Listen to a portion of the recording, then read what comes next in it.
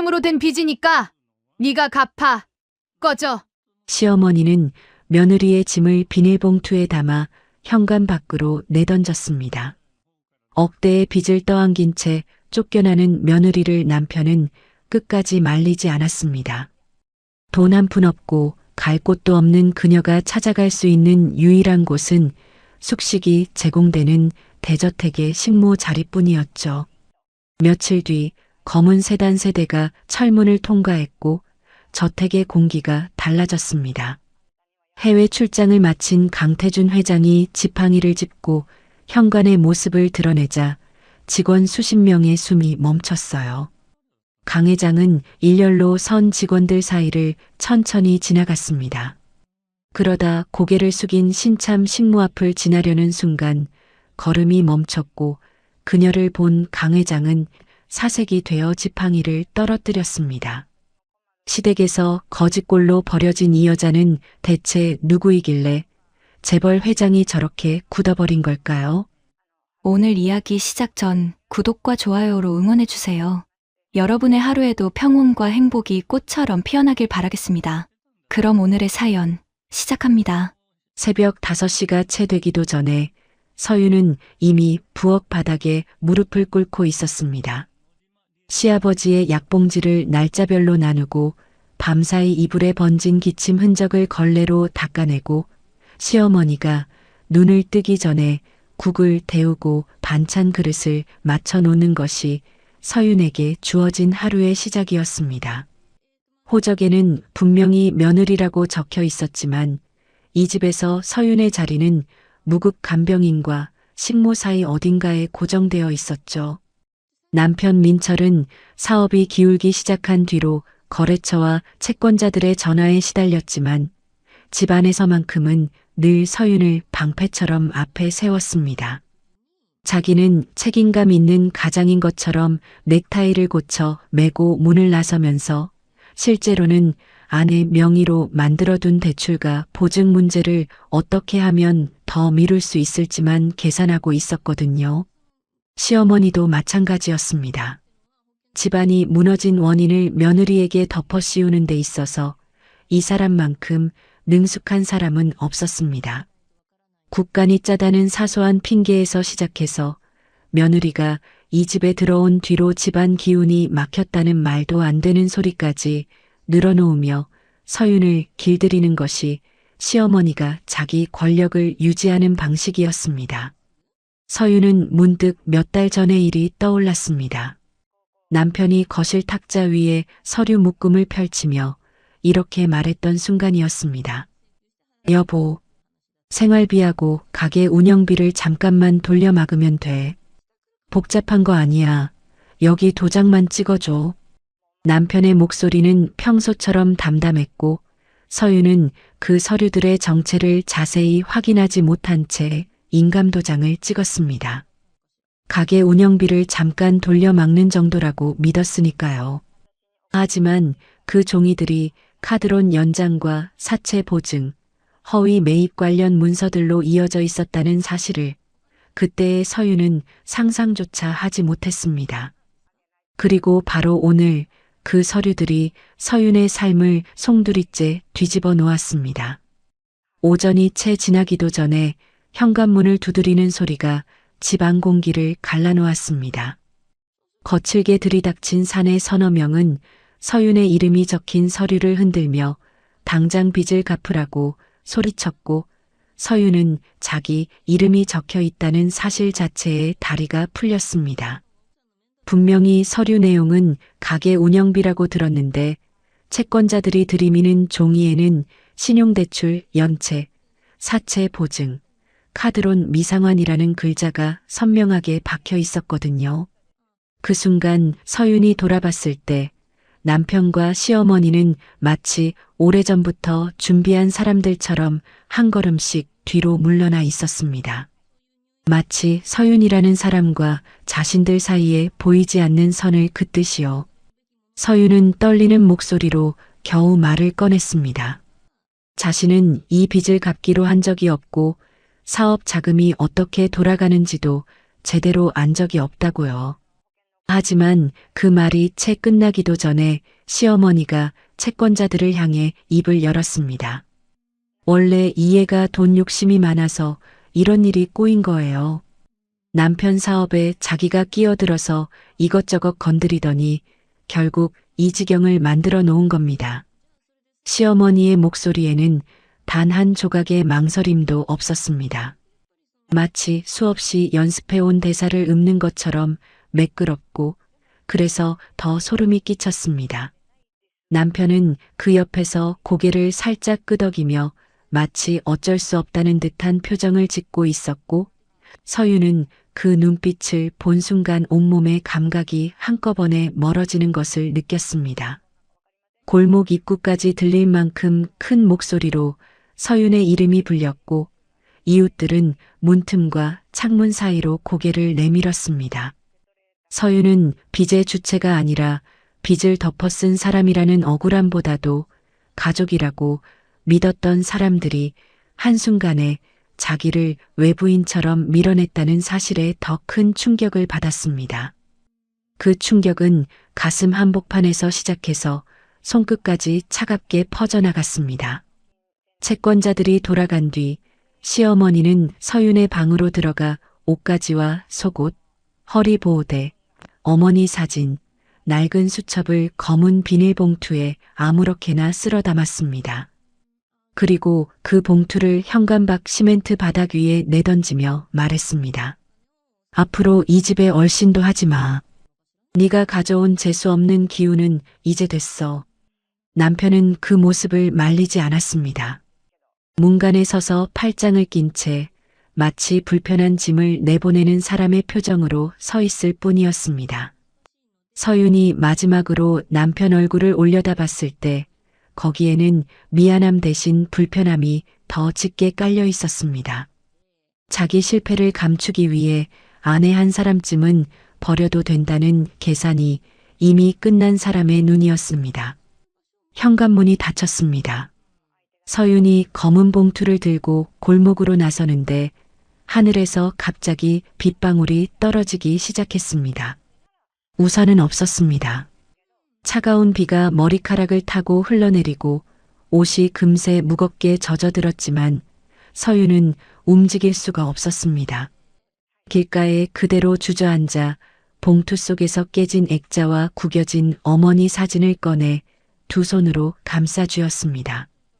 그때 옷깃 밖으로 작은 은빛이 빗물에 번쩍였습니다. 목에 걸린 은목걸이가 튀어나와 있었던 겁니다. 서윤은 반사적으로 그것을 손으로 감싸쥐었습니다. 돌아가신 어머니가 생전에 절대 잃어버리지 말라고 남겨준 유일한 유품이었습니다. 사는 동안 수없이 많은 것을 포기하고 접었지만 이 목걸이만큼은 한 번도 몸에서 떼어놓은 적이 없었습니다.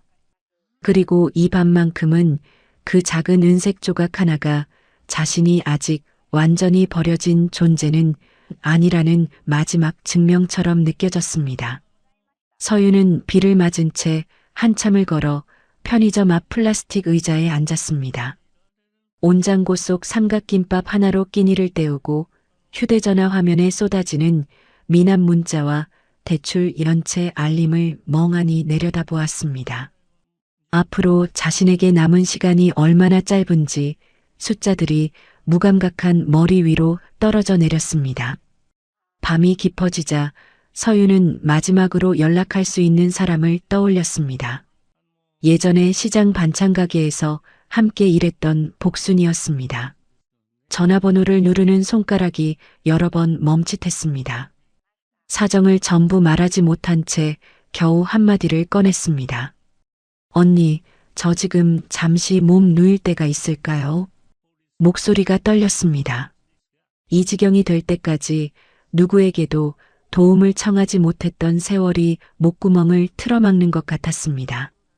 복수는 잠시 침묵하더니 당장 집으로 오라는 말 대신 다른 이야기를 꺼냈습니다. 서윤아, 얼마 전에 큰 저택에서 입주가사 도우미를 구한다는 얘기를 들었어.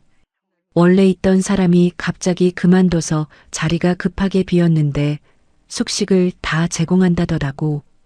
내일 아침에 같이 가보자. 숙식이 제공된다는 말이 서윤의 귀에 걸렸습니다. 오늘 밤 잘 곳조차 막막한 처지에 조건을 따질 겨를은 없었습니다. 한 번도 가보지 못한 부자 동네의 높은 담장이 떠올랐지만 이제 선택권 같은 건 남아있지 않다는 현실을 담담하게 받아들일 수밖에 없었습니다. 그날 밤 서윤은 찜질방 한쪽 구석에 몸을 눕혔습니다. 젖은 옷은 건조실에 걸어 놓았고 빛 독촉 문자 사이를 스크롤하다가 오래전 저장해 둔 메모 하나를 발견했습니다. 어머니 생일이 적힌 짧은 메모였습니다.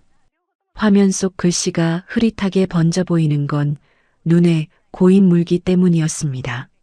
서윤은 휴대전화를 가슴 위에 올려놓고 천장을 바라보았습니다. 누구의 며느리도 누구의 희생양도 아닌 이름으로 다시 살아남아야 한다는 생각이 떠올랐습니다. 막연하고 아득한 결심이었지만 그것밖에 붙잡을 게 없었습니다. 천장이 밝아올 때까지 서윤은 눈을 감지 못했습니다. 그리고 이때까지만 해도 내일 자신이 들어갈 그 저택에서 모든 것이 바뀌리라는 것을 전혀 알지 못했습니다. 다음 날 서윤이 그 집의 철문 앞에 처음 섰을 때 가장 먼저 느낀 것은 아름다움이 아니라 무게였습니다. 검은 철문 너머로 줄지어 선 소나무들, 이끼 한 점 없이 깎인 정원, 사람이 살고 있다는 온기보다 질서와 통제가 먼저 배어 나오는 공기는 서윤에게 병원과 회사와 감옥을 묘하게 섞어 놓은 듯한 인상을 남겼습니다. 복수는 서윤의 어깨를 한번 가볍게 두드리고는 안에 들어가면 쓸데없는 말은 줄이고 시키는 것만 하라고 짧게 당부했습니다. 아침 8시 복순의 안내로 저택 안쪽까지 들어선 서윤 앞에 나타난 사람은 이 집의 실물을 총괄하는 오 실장이었습니다. 오 실장은 서윤의 이력이나 사정에는 관심이 없다는 듯 이력서를 한번 훑고 내려놓더니 서류보다 먼저 규칙을 꺼냈습니다. 정해진 구역 외에는 출입하지 않습니다. 집안일에 대해 묻지 않습니다. 외부 통화는 최소한으로 줄이고 회장님 귀국 전까지 실수 없이 움직여주세요. 목소리에 감정은 없었지만 그 한마디 한마디가 경고처럼 무거웠고 서윤은 이 집이 단순히 사람을 부려 쓰는 곳이 아니라 비밀을 관리하는 공간이라는 느낌을 강하게 받았습니다. 오 실장이 건넨 작업복은 짙은 남색이었고 크기가 조금 컸지만 서윤은 아무 말 없이 받아들었습니다. 방 배정은 금방 끝났습니다. 창고 옆에 붙은 작은 방, 낡은 침대 하나와 좁은 협탁이 전부인 공간이었습니다. 벽지는 군데군데 들떠 있었고 창문은 손바닥 2개를 겨우 나란히 놓을 만한 크기였습니다. 서윤은 그 방을 둘러보면서 허리 통증을 숨기려 등을 곧게 폈습니다. 길거리보다 안전한 지붕이 있다는 사실에 안도하면서도 동시에 이 정도에 감사하고 있는 자신의 처지가 서글퍼 잠시 숨을 고르지 않으면 안 됐습니다. 첫 업무는 은식기 광내기와 계단 손잡이 닦기, 긴 복도에 깔린 카펫의 먼지를 제거하고 찻잔장을 정리하는 일이었습니다. 저택 내부는 먼지 하나 없이 반듯했지만 그 안에서 움직이는 사람들의 표정은 하나같이 굳어 있었습니다. 오래 일한 가정부 한 명이 서윤 옆을 지나가며 낮은 목소리로 흘렸습니다. 여기선 일 잘하는 것보다 눈에 안 띄는 게 더 중요해요. 그 한마디가 이 집의 생존 방식을 전부 설명해 주는 것 같았습니다. 서윤은 고개를 끄덕이고 다시 손을 움직였습니다. 점심 무렵 주방에 들어섰을 때 주방을 책임지는 봉임은 서윤의 손목 힘과 몸의 동선을 한참 살펴보았습니다. 서윤이 무거운 냄비를 한 손으로 옮기고 도마 위 재료를 빠르게 정리하는 손놀림을 본 봉임은 허드렛 일에 익숙한 사람이라는 판단을 내린 듯했지만 그렇다고 따뜻한 말을 건네지는 않았습니다. 여기는 고생했다고 불쌍하게 봐주는 집이 아니에요.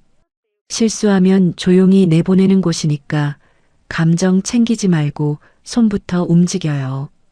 봉임의 목소리는 단호했지만 거기엔 아기보다는 현실을 알려주는 사람의 건조함이 담겨 있었습니다. 서윤은 네, 알겠습니다. 라고만 짧게 대답하고 행주를 집어들었습니다.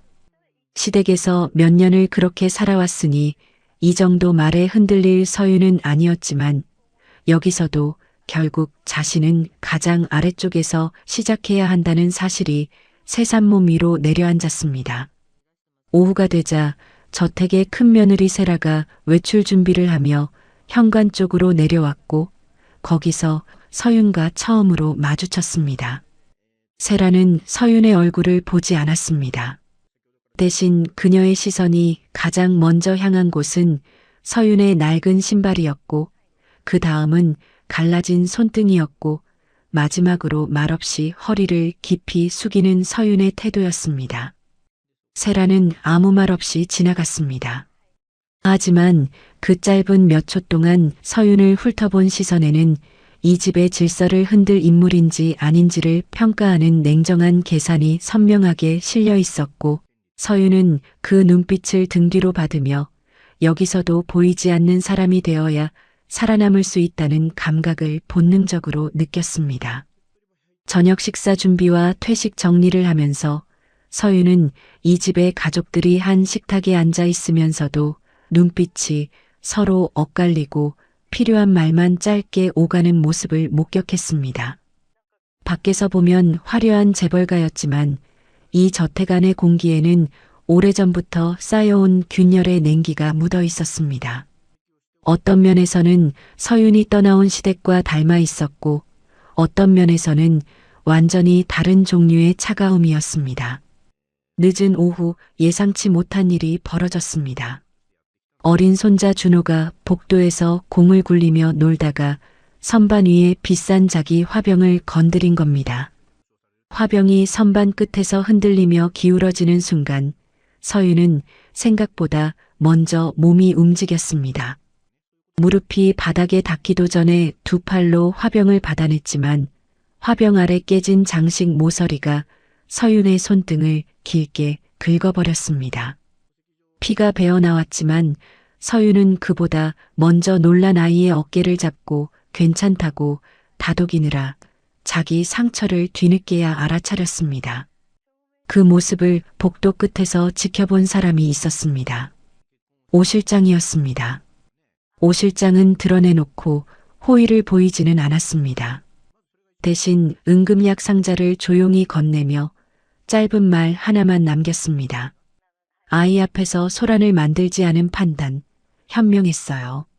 서윤은 그 말을 듣고 잠시 멈칫했습니다. 누군가에게 인정의 말을 들은 것이 얼마만인지 기억이 나지 않았거든요. 시댁에서 몇 년을 일해도 잘했다는 말 한마디 들어본 적이 없었습니다. 서윤은 약품보다 그 짧은 말 한마디를 더 조심스럽게 받아들이며 괜히 눈시울이 뜨거워지는 것을 참기 위해 고개를 숙이고 반창고를 붙이는 데만 집중했습니다. 그날 밤 작은 방으로 돌아온 서윤은 작업복 단추를 풀다가 목걸이가 옷깃 바깥으로 나와 있는 것을 발견했습니다. 하루 종일 움직이느라 안쪽으로 넣어둔 것이 밖으로 빠져나온 모양이었습니다. 은빛이 바랜 작은 문양을 손가락으로 쓸어보며 서윤은 어릴 적 어머니가 이 목걸이를 자기 목에 메어주던 장면을 떠올렸습니다. 어머니는 그때 이렇게 말했습니다. 세상에 기대지 못할 때도 사람답게 살아라. 그 말의 진짜 뜻을 물어볼 겨를도 없이 어머니를 잃었습니다. 어머니는 늘 이 목걸이를 소중히 여겼지만 왜 이것을 그토록 아끼는지에 대해서는 끝내 말해주지 않았습니다. 서윤은 침대 위에 앉아 목걸이를 두 손으로 감싸 쥔 채 시장에서 일하고 비 오는 날이면 창밖을 오래 바라보던 어머니의 뒷모습을 한참 떠올렸습니다. 복도 끝 직원 휴게실에서는 다음 날 회장이 해외 일정을 마치고 돌아온다는 소문이 돌기 시작했습니다. 평소 말이 많던 사람들까지 목소리를 낮추고 식기 배치를 다시 확인하고 현관 장식과 서재 정리, 약 복용 시간까지 맞추느라 분주하게 움직이는 모습은 이 집의 모든 것이 아직도 강태준이라는 한 사람을 중심으로 돌아간다는 사실을 선명하게 보여주었습니다. 서윤도 회장 귀국 준비 때문에 현관과 응접실, 서재 주변을 여러 번 오가게 되었고 그 덕분에 이 집의 핵심 공간을 처음으로 가까이서 볼 수 있었습니다. 벽마다 걸린 낡은 현장 사진과 상패들, 지방공사 현장과 병원 후원 사진 속 젊은 시절의 남자 모습에는 권위보다 생존과 경쟁의 흔적이 더 짙게 남아 있었습니다. 이 집의 주인은 처음부터 높은 자리에 앉아 있던 사람이 아니라 밑바닥에서 올라온 사람이라는 느낌이 강하게 전해졌습니다. 저녁 무렵 복순에게서 짧은 문자가 왔습니다. 몸은 괜찮으냐는 한 줄이었습니다. 서윤은 잘 버티고 있다는 답장만 보냈지만 그 문장을 치는 손끝에는 다시 쫓겨나지 않기 위해 숨소리까지 줄여야 하는 신참의 긴장이 고스란히 배어 있었습니다. 자정이 가까워지자 저택 전체가 이상할 만큼 조용해졌습니다. 서윤은 현관 꽃꽂이 옆 바닥을 마지막으로 정리한 뒤 방으로 돌아왔지만 내일 이 집의 주인이 돌아온다는 사실이 이유 없는 불안과 설명할 수 없는 긴장을 함께 불러왔습니다. 아직 한 번도 본 적 없는 사람인데 저택 안의 모든 공기가 그 한 사람을 기다리고 있다는 것만으로도 숨이 조여오는 느낌이었습니다. 이른 새벽부터 차량 동선이 다시 바빠지고 현관 안쪽에 서 있을 인원이 정리되기 시작했습니다. 서윤은 작업복 목깃 안으로 목걸이를 넣어두려고 손을 올렸지만 잠금고리가 헐거워진 탓에 미처 잠그지 못한 채 뒤쪽 줄에 섰습니다. 10시를 조금 넘긴 시각 검은 세단 세대가 차례로 저택 정문을 통과하자 현관 앞에 서 있던 직원들의 어깨가 일제히 곧게 펴졌습니다. 서윤은 줄 맨 뒤쪽에서 시선을 바닥에 고정한 채 숨소리조차 줄이고 있었습니다. 그런데 바로 그 순간 이 저택의 모든 질서를 단번에 뒤흔들 일이 벌어지려 하고 있었습니다. 차문이 열리고 지팡이를 짚은 남자가 모습을 드러냈습니다. 강태준 회장이었습니다. 70세가 넘은 나이에도 몸에 밴 현장 출신 특유의 기세가 남아 있었고 수행비서와 의료보조 가족들의 시선이 한꺼번에 한 사람에게 쏠리는 광경은 그 집의 중심이 누구인지를 말없이 증명하고 있었습니다. 태주는 짧은 눈길 하나만으로도 주변 사람들의 자세를 곧게 만드는 위압감을 가진 사람이었습니다. 회장은 익숙한 동선대로 현관 안쪽을 향해 걸었습니다. 그런데 줄 끝에서 고개를 숙이고 있던 서윤의 작업복 사이로 작은 은빛 무언가가 잠깐 드러났습니다. 태준의 걸음이 멈췄습니다. 뒤따르던 수행비서가 반보 늦게 서는 사이 지팡이 끝이 바닥을 잘못 짚으며 손에서 미끄러졌습니다. 툭 하는 소리가 조용한 현관에 울렸습니다. 이 저택에서 회장이 물건을 놓치는 장면을 본 사람은 거의 없었기 때문에 그 짧은 소리 하나가 현관 전체를 얼어붙게 만들었습니다. 서윤은 자기가 무슨 실수를 한 줄 알고 황급히 더 깊이 고개를 숙였습니다. 하지만 이상했습니다. 회장의 시선은 서윤의 얼굴이 아니라 목 언저리에 고정되어 있었거든요. 정확히 말하면 작업복 목깃 사이로 빠져나온 낡은 은목걸이, 그 위에 새겨진 문양을 바라보고 있었습니다. 태주는 서윤 앞으로 천천히 한 걸음 다가섰습니다. 문양은 달아 있었고 사슬은 바랜 지 오래였지만 그의 눈빛에는 수십 년 동안 잊지 못한 무언가를 마주한 사람 특유의 동요가 번지고 있었습니다. 오랫동안 감정을 관리해온 노인의 얼굴에 확신과 불신, 오래된 공포와 예상 밖의 떨림이 한꺼번에 올라오는 모습은 주위를 지켜보던 사람들 모두를 당황하게 만들었습니다. 태준이 낮고 무거운 목소리로 물었습니다. 그 목걸이 어디서 난 건가? 서윤은 심장이 쿵 내려앉는 것을 느끼면서 겨우 입을 열었습니다. 돌아가신 어머니가 남겨주신 유품입니다. 그 한마디가 끝나자마자 태준의 표정이 눈에 띄게 무너졌습니다. 그는 곧바로 서윤의 어머니 이름과 출신 지역을 확인하려는 듯 한 발 더 다가서려 했지만 주변의 시선을 의식한 듯 겨우 걸음을 멈추었습니다. 입술이 미세하게 떨리고 있었습니다. 세라는 시아버지가 평범한 신참 식모에게 이렇게까지 반응을 보이는 상황 자체가 불편했고 아버님 몸이 안 좋으신 것 아닌지 걱정스럽다는 표정을 지으면서도 실제로는 서윤의 정체를 은근히 탐색하는 눈빛을 보내고 있었습니다. 오 실장은 회장이 단순한 호기심이 아니라 어떤 깊은 개인적 기억에 끌려 들어가고 있다는 사실을 직감했고 곧바로 주변 직원들에게 눈짓을 보내 소문이 퍼지지 않도록 현장을 정리하기 시작했습니다. 잠시 후 태준은 모든 사람을 물린 뒤 서윤에게 짧은 지시만 남겼습니다. 오늘 일을 마치면 서재로 오시오. 그 한 문장이 전부였습니다. 하지만 그것만으로도 서윤은 자신이 해고당하는 건지 아니면 어머니와 관련된 전혀 알지 못하는 과거 속으로 끌려 들어가는 건지 판단할 수가 없었습니다. 남은 시간 내내 손끝이 떨렸지만 내색할 수 없었습니다. 회장이 안쪽으로 사라진 뒤 저택은 겉으로는 다시 움직이기 시작했지만 직원들 사이에서는 회장이 귀국 첫날부터 현관에서 지팡이를 놓칠 만큼 놀란 이유가 대체 무엇이냐는 눈빛이 조용히 교차했습니다. 세라는 점심 식탁에서조차 아버님 몸 상태를 걱정하는 척하며 서윤이 어떤 사람인지를 돌려 물었고 오 실장은 짧게 끊으며 화제를 돌렸습니다. 서윤은 주방에서 정리를 하다가 여러 번 접시를 잘못 놓을 뻔했습니다. 머릿속이 엉망이었거든요. 봉임은 그 모습을 보고 짧게 말했습니다.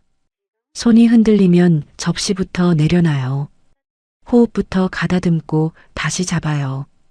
단호한 목소리였지만 서윤에게는 그 말마저 멀리서 들리는 소리처럼 느껴질 만큼 정신이 흐려져 있었습니다. 회장이 왜 자기 목걸이에 저렇게 반응했는지, 어머니와 무슨 관계가 있는 건지, 혹시 나쁜 일인 건 아닌지 생각이 꼬리에 꼬리를 물었습니다. 오후가 되어 서재 문 앞에 섰을 때 서윤은 자신이 어머니에 대해 아는 것이 너무 적다는 사실을 처음으로 두려워했습니다. 기억 속 어머니는 시장에서 일하던 사람, 비 오는 날이면 창밖을 오래 바라보던 사람, 늘 이 목걸이를 소중히 여겼지만 그 이유는 끝내 말해주지 않은 사람, 그 정도가 전부였습니다. 문을 열고 들어선 서재 안에는 오래된 목재 상자 하나가 책상 위에 놓여 있었습니다. 태준은 그 상자의 뚜껑을 이미 열어둔 상태였고 안에는 낡은 손수건과 녹슨 작은 열쇠 그리고 서윤의 목걸이 문양과 놀라울 만큼 닮은 반쪽 장식이 보관되어 있었습니다. 서윤은 그 물건들을 보는 순간 심장이 크게 한번 뛰었고 자신 앞에 펼쳐질 이야기가 단순한 우연이 아닐 수도 있다는 예감을 처음으로 느꼈습니다. 태준은 서윤의 목걸이에 손을 대지 않았습니다. 대신 상자 속 반쪽 장식을 살짝 밀어 그녀가 볼 수 있게 한 뒤 조심스럽게 질문을 이어갔습니다. 그 태도에는 의심보다는 수십 년 동안 무언가를 묻어둔 채 기다려온 사람만이 보여줄 수 있는 조심스러운 절박함이 담겨 있었습니다. 어머니 성함이 어떻게 됩니까? 서윤은 떨리는 목소리로 대답했습니다. 유나라고 합니다. 어머니 이름이요. 태준의 손가락이 상자 모서리 위에서 미세하게 경련하듯 움직였습니다. 그는 잠시 아무 말도 하지 못했습니다. 어머니가 살아계실 때 혹시 특별한 일을 한 적이 있다는 얘기를 들은 적이 있습니까? 서윤은 기억을 더듬었습니다. 제대로 설명할 만한 자료도 정확한 기억도 없었습니다. 하지만 아주 오래전 어머니가 한번 흘리듯 했던 말이 떠올랐습니다. 정확히는 모르겠지만 어머니가 젊었을 때 큰 비 내리던 날에 누군가를 도운 적이 있다는 말을 한번 얼핏 들었던 것 같습니다. 그 순간 태준의 눈빛이 깊고 무겁게 가라앉았습니다. 마치 오랫동안 흩어져 있던 조각들이 마침내 한자리에 모이는 사람의 표정이었습니다. 눈가에 물기가 번졌지만 그는 그것을 닦지 않았고 한참 동안 상자 속 손수건과 서윤의 목 위에 걸린 은빛 장식을 번갈아 바라보았습니다. 서윤은 이 침묵이 무엇을 의미하는지 정확히 알 수 없었지만 어머니가 남긴 유품이 단지 가난한 시절의 장신구가 아니라 어떤 중대한 사연의 흔적이라는 사실만큼은 온몸으로 느끼기 시작했습니다. 태준은 더 이상 질문을 이어가지 않았습니다. 대신 서윤에게 오늘은 돌아가 쉬라고 말한 뒤 서재문이 닫히자마자 오 실장을 불렀습니다. 그리고 낮지만 흔들림 없는 목소리로 지시했습니다. 한서윤이 이 집에 오기 전에 어떤 일을 겪었는지, 누구에게 빚을 떠안았는지, 남편과 시댁은 어떤 사람들인지 전부 알아보시오. 오 실장은 묵묵히 고개를 숙였습니다. 회장의 목소리에서 이것이 단순한 호기심이 아니라 수십 년 묵은 감정과 연결된 지시라는 것을 느꼈기 때문이었습니다. 서윤은 서재문을 나서며 복도를 걸었습니다. 다리에 힘이 제대로 들어가지 않았습니다. 어머니의 과거가 지금 이 순간 자신의 무너진 현재를 뒤집는 실마리가 되고 있다는 사실을 머리로는 이해하지 못했지만 가슴 어딘가에서는 오래 닫혀 있던 문이 조금씩 열리는 소리가 들리는 것 같았습니다. 자정이 넘은 시각이었습니다. 저택 앞 모든 불이 꺼진 가운데 서재만 홀로 환했습니다. 태주는 오래된 목재 상자 뚜껑을 열고 바래진 손수건 한 장을 꺼냈습니다. 천 위에 아직도 남아있는 핏자국 위로 손끝을 천천히 짚는 순간 수십 년 전 장마철의 비 냄새가 기억 속에서 되살아났어요. 이 손수건에는 흙냄새와 피비린내 그리고 한 여인의 체온이 아직 스며 있었거든요. 태준이 젊은 시절 지방 공사 현장을 직접 돌던 때의 일이었습니다. 장마가 한창이던 날 산비탈 도로가 무너지면서 차량이 통째로 뒤집혔어요. 빗물과 토사가 뒤엉킨 속에서 태준과 운전기사, 수행 직원 3사람이 부서진 차 안에 갇혔습니다. 통신은 끊겼고 산 위에서 흙더미가 계속 밀려내려왔어요.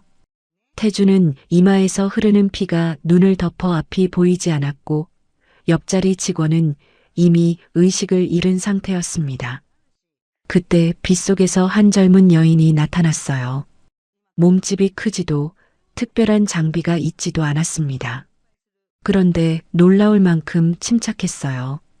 여인은 깨진 유리창 너머로 안을 살핀 뒤 맨손으로 유리를 치우기 시작했고 의식 없는 직원의 목 위치부터 바로잡아 숨기를 확보해 주었습니다. 손등이 유리에 베어 피가 흘렀는데도 멈추지 않았어요. 누구를 먼저 끌어내야 하는지 정확하게 판단하는 모습은 훈련받은 사람처럼 보였습니다. 여인은 태준의 이마를 자기 손수건으로 눌러 지혈한 채 구조대가 올 때까지 곁을 지켰습니다. 비에 젖은 머리카락 사이로 보이던 그 눈빛을 태준은 평생 잊지 못했어요. 두려움이 아니라 단단함이 담긴 눈이었거든요. 구조 과정에서 여인의 은목걸이 줄이 끊어졌고 반쪽 장식 하나가 태준의 코트 안쪽에 걸린 채 남았지만 당시 혼란 속에서는 아무도 몰랐습니다. 병원으로 옮겨진 뒤 태준이 정신을 차렸을 때 여인은 이미 사라지고 없었어요. 응급실 기록에도 경찰 조서에도 이름이 남아있지 않았습니다. 태주는 몇 년에 걸쳐 관청과 병원, 시장 상인회까지 수소문했지만 끝내 찾지 못했어요. 살해를 하겠다는 연락에도 그 여인은 나타나지 않았습니다. 손수건 끝에 희미하게 찍힌 시장 상호와 반쪽 장식만이 유일한 단서로 남았고 그것들이 이 상자 안에서 수십 년째 잠들어 있었던 겁니다. 이름도 남기지 않고 빗속으로 사라진 여인. 갚지 못한 은혜는 해가 갈수록 비처럼 무거워졌어요. 태주는 손수건을 다시 접으며 낮에 본 서윤의 목걸이 문양과 자기 반쪽 장식의 윤곽을 머릿속으로 겹쳐보았습니다. 직감이 확신으로 바뀌어가는 동안 눈시울이 뜨거워졌지만 이 감정을 꺼내 보일 곳은 어디에도 없었습니다. 같은 시각 서윤도 잠들지 못하고 있었어요.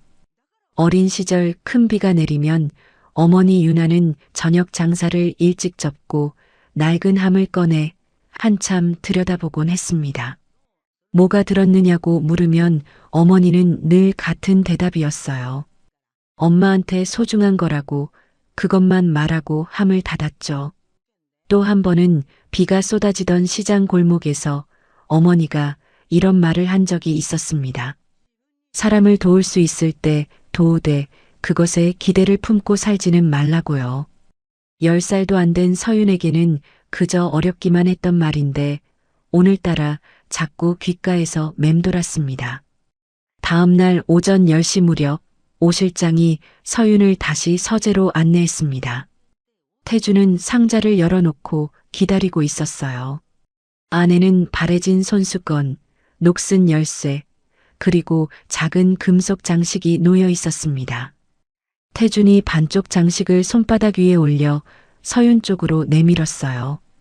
서윤은 자기 목의 은목걸이와 그 장식을 번갈아 보았습니다. 같은 꽃무늬, 같은 곡선, 같은 크기. 손끝이 저도 모르게 떨리기 시작했어요. 태준이 낮고 무거운 목소리로 물었습니다. 한서윤 씨, 이 장식이 당신 목걸이와 한 쌍이라는 걸 보셨을 겁니다. 어머님이 언제 돌아가셨는지 여쭤봐도 되겠습니까? 서윤은 가슴이 조여왔지만 최대한 차분하게 대답했어요. 8년 전에 돌아가셨어요. 시장에서 반찬을 팔던 평범한 분이셨고 이 목걸이만은 절대 잃어버리지 말라는 말씀을 남기셨습니다. 태준이 잠시 눈을 감았습니다. 입술을 꾹 다물었다가 떼는 사이 손끝이 떨리고 있었어요. 어머님 성함이 유나가 맞습니까? 서윤이 고개를 끄덕였습니다. 네, 유나요. 큰 비 오던 날에 누군가를 도운 적이 있다고 말씀하신 걸 어렴풋이 기억해요. 태준의 눈빛이 완전히 바뀌었습니다. 깊은 안도와 후회, 수십 년이나 늦었다는 무게가 한꺼번에 얼굴 위로 번졌어요. 한참을 말없이 바라보다가 간신히 목소리를 가다듬었습니다. 당신 어머니가 내 목숨을 구해준 분입니다. 살해도 이름도 남기지 않고 사라지셔서 내가 평생을 찾았습니다. 서윤의 머릿속이 하얗게 비었어요. 늘 피곤한 얼굴로 밥을 차리던 어머니가 누군가의 생명을 살린 은인이었다니요. 자부심이 먼저 올라왔고 곧바로 허망함이 뒤따랐습니다. 왜 그렇게 중요한 과거를 딸에게 한마디도 남기지 않았을까요? 세상에 빚을 만들지 않으려는 자존심이었을 수도 있겠다는 생각이 들자 가슴이 묵직해졌어요. 서재를 나온 뒤 태주는 오 실장에게 2가지를 지시했습니다. 서윤에게 무거운 일을 빼되 특별 대우처럼 보이지 않게 하라는 것, 그리고 서윤의 결혼 뒤 채무 경위와 남편 시어머니의 행적을 조용히 파악하라는 것이었어요. 오 실장은 오후부터 바로 움직였습니다. 민철의 식자재 유통업체가 1년 넘게 부실이었다는 사실이 금방 드러났고 아내 명의 신용대출과 카드 돌려막기를 반복한 흔적, 시어머니 정자가 며느리 인감과 신분증 사본을 관리하며 위임장에 개입한 정황까지 확보되었습니다. 저택 안에서는 소문이 슬금슬금 퍼지고 있었어요. 회장이 신참 식모에게 유독 관심을 보인다는 이야기였죠. 세라는 식사 동선에서 서윤과 마주칠 때마다 시선을 길게 주며 이 집의 질서를 흔드는 존재인지 탐색하는 태도를 감추지 않았습니다. 점심 무렵 서윤은 햇볕이 드는 방으로 옮기라는 통보를 받았고 새 신발과 허리 보호대, 영양식이 함께 지급되었어요. 고마워해야 할 상황인데 불안이 먼저 올라왔습니다. 지금까지 누군가의 친절 뒤에는 늘 계산이 숨어 있었잖아요. 이 배려도 언제 걷어질지 몰라 오히려 더 조심스러워졌어요. 저녁 무렵 봉임이 주방에서 서윤 옆에 서며 말을 건넸습니다. 얼굴은 무뚝뚝했지만 목소리에 날이 서 있지는 않았어요. 회장님이 이렇게까지 신경 쓰시는 건 처음 보는 일이에요. 겁먹지 말고 시키는 일부터 단단히 해요. 서윤은 고개를 숙이며 알겠다고 답했지만 그 한마디가 이 집에서 들은 어떤 말보다 따뜻한 경고처럼 남았습니다. 밤이 되어 서윤은 어머니 사진을 꺼내 오래 바라보았어요. 어머니가 남긴 은목걸이가 가난한 시절의 장신구가 아니라 어떤 삶의 증거라는 사실을 받아들이자 처음으로 떨리는 손이 아니라 힘이 들어간 손으로 목걸이를 쥐어보았습니다. 바로 그때 휴대전화 화면이 켜졌어요. 민철이라는 글자. 부재중 전화한 건 서윤의 숨이 멎는 것 같았습니다. 쫓겨난 뒤 단 한 번도 연락 없던 남편이 왜 지금 전화를 한 걸까요? 저택 밖에서 자기 삶에 다시 손을 뻗는 사람이 있다는 신호가 조용히 스며들었습니다. 서윤은 전화기를 뒤집어 내려놓고 이불 끝을 움켜쥔 채 한참을 움직이지 못했어요.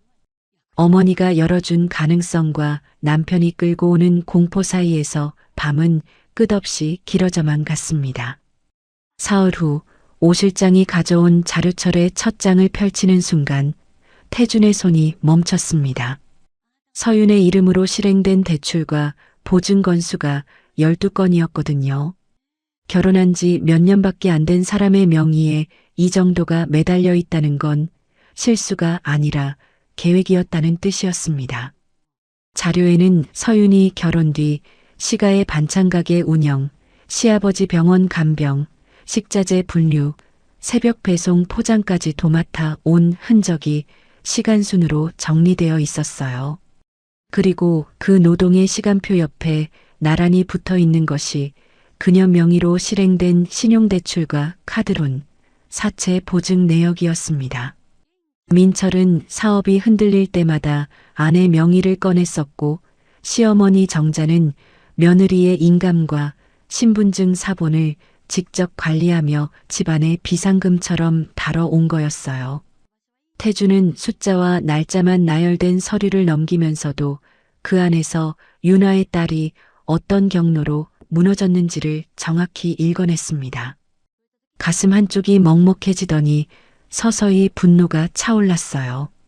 누군가를 이렇게까지 써먹으려면 처음부터 사람으로 보지 않았다는 뜻이었습니다. 태주는 자료를 덮으며 낮고 단단한 목소리로 오 실장에게 말했습니다.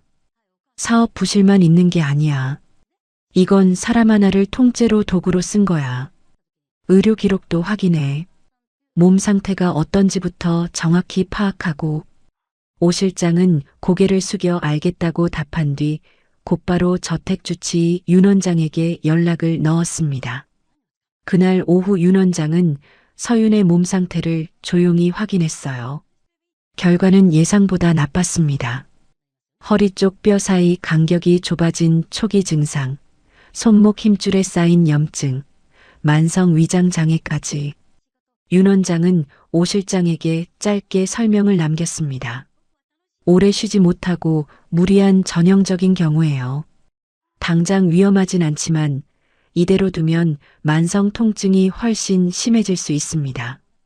이 말은 서윤의 지난 생활이 감정적으로 힘들었을 뿐 아니라 실제로 몸에 흔적을 남길 만큼 가혹했다는 사실을 객관적으로 보여주는 것이었습니다. 태주는 보고를 받은 뒤 직접 나서지 않았습니다.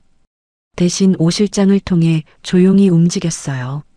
무거운 짐을 드는 일에서 서윤을 빼고 식사 시간에 따뜻한 죽과 국을 따로 챙기도록 하고 작은 방 창문 틈으로 바람이 새는 부분까지 수리하게 했습니다.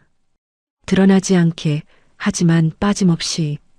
이건 누군가를 보호하는데 익숙하지 않은 사람이 자기 방식대로 애쓰는 모습이었습니다. 서윤은 자신에게 돌아오는 처우가 달라졌다는 걸 느꼈습니다. 그런데 고마움보다 불안이 먼저였어요. 지금까지 살면서 누군가의 친절 뒤에는 항상 무언가가 따라왔거든요. 시어머니가 가끔 웃으며 건네던 고운 말 뒤에는 인감을 요구하는 서류가 있었고 남편이 미안하다며 쥐어주던 용돈 뒤에는 새로운 보증 요청이 기다리고 있었습니다.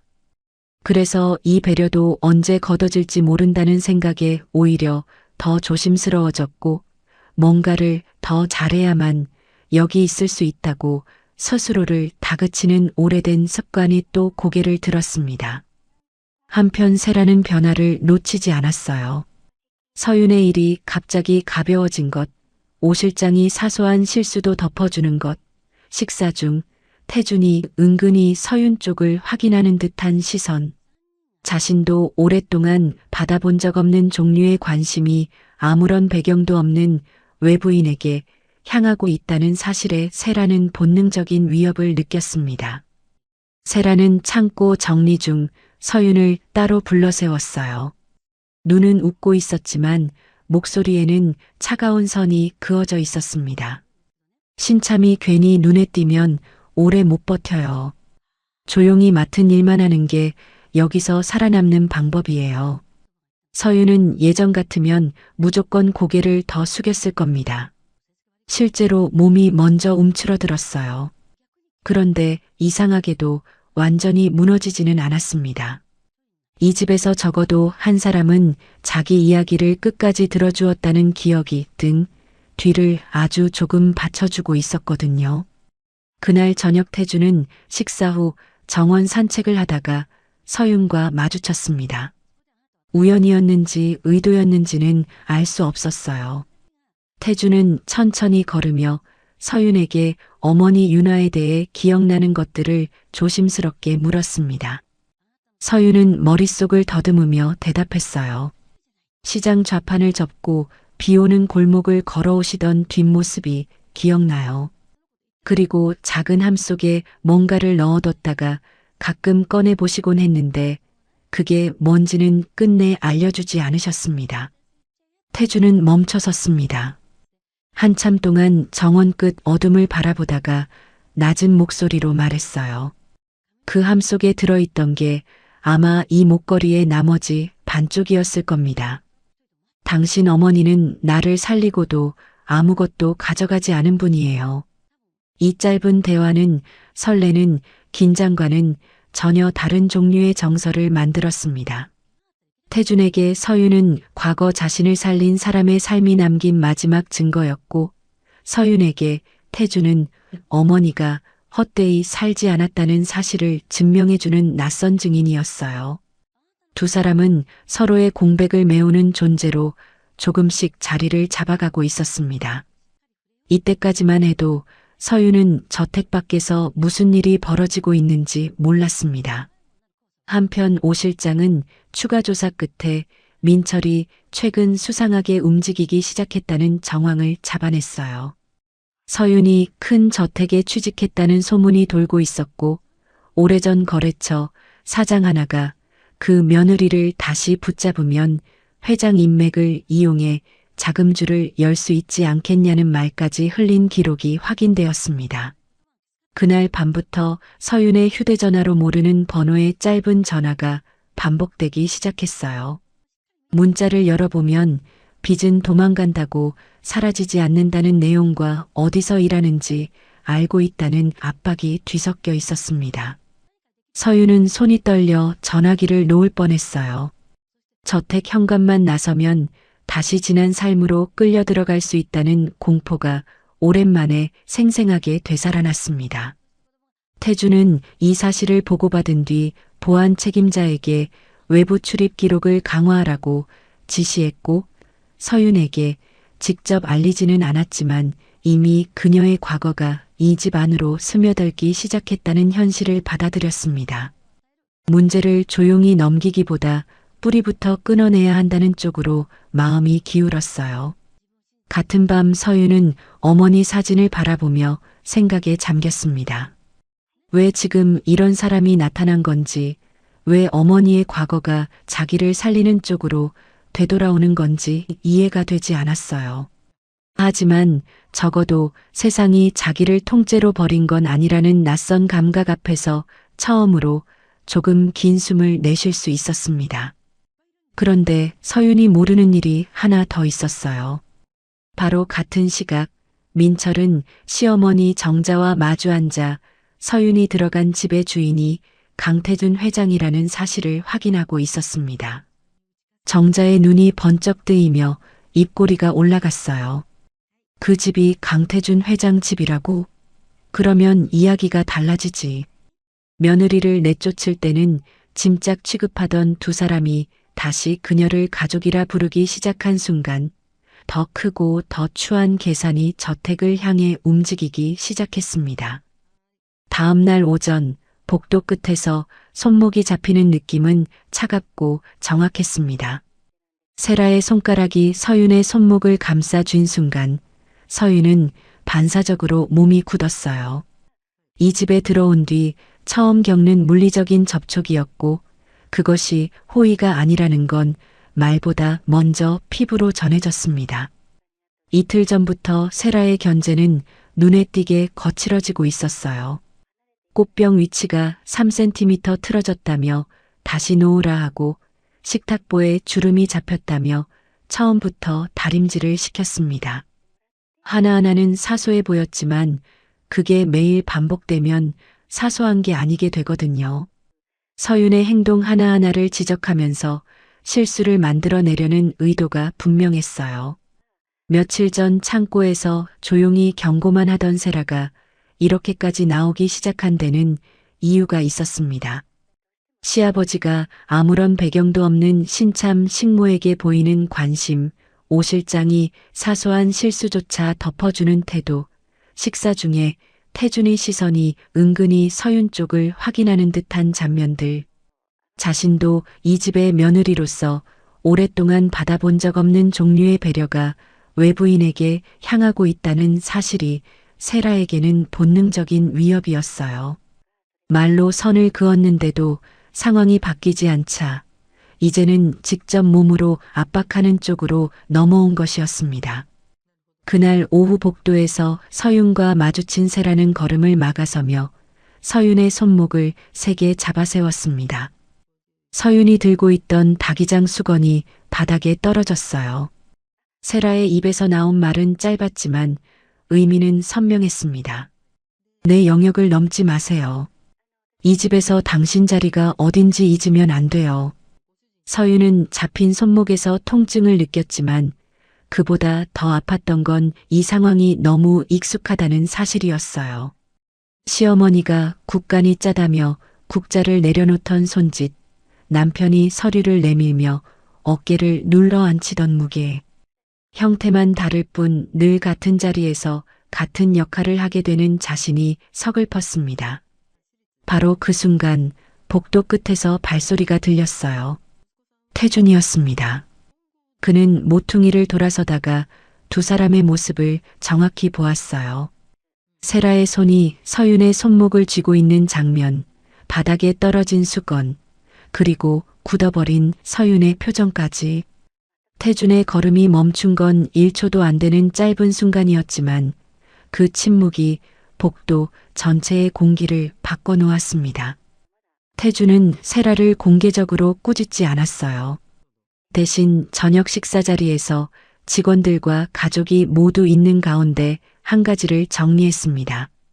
낮고 단단한 목소리였어요.